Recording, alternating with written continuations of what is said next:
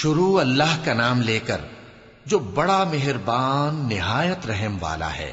فجر کی قسم اور 10 راتوں کی اور جفت اور طاق کی اور رات کی جب رخصت ہونے لگے، اور بے شک یہ چیزیں عقل مندوں کے نزدیک قسم کھانے کے لائق ہیں، اس بات پر کہ کافروں کو ضرور عذاب ہوگا۔ کیا تم نے نہیں دیکھا کہ تمہارے پروردگار نے قوم عاد کے ساتھ کیا کیا، جو ارم کہلاتے تھے، دراز قد مانند ستونوں کے، کہ تمام ملک میں ایسے پیدا نہیں ہوئے تھے؟ اور سمود کے ساتھ کیا کیا، جو وادی قرا میں چٹانیں تراشتے تھے؟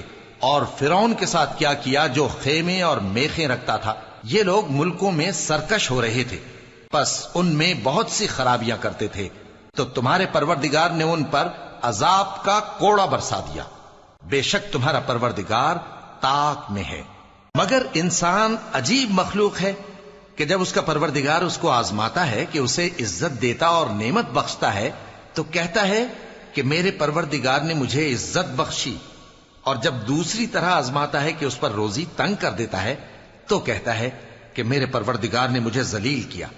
یوں نہیں، بلکہ تم لوگ یتیم کی خاطر نہیں کرتے، اور نہ مسکین کو کھانا کھلانے کی ترغیب دیتے ہو، اور میراث کے مال کو سمیٹ کر کھا جاتے ہو، اور مال کو بہت ہی عزیز رکھتے ہو۔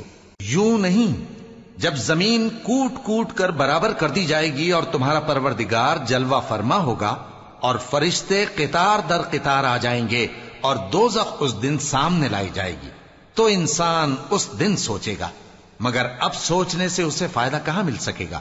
کہے گا کاش میں نے اپنی اس زندگی کے لیے کچھ آگے بھیجا ہوتا، تو اس دن نہ کوئی اللہ کے عذاب کی طرح کا عذاب دے گا اور نہ کوئی اس کے جکڑنے کی طرح جکڑے گا۔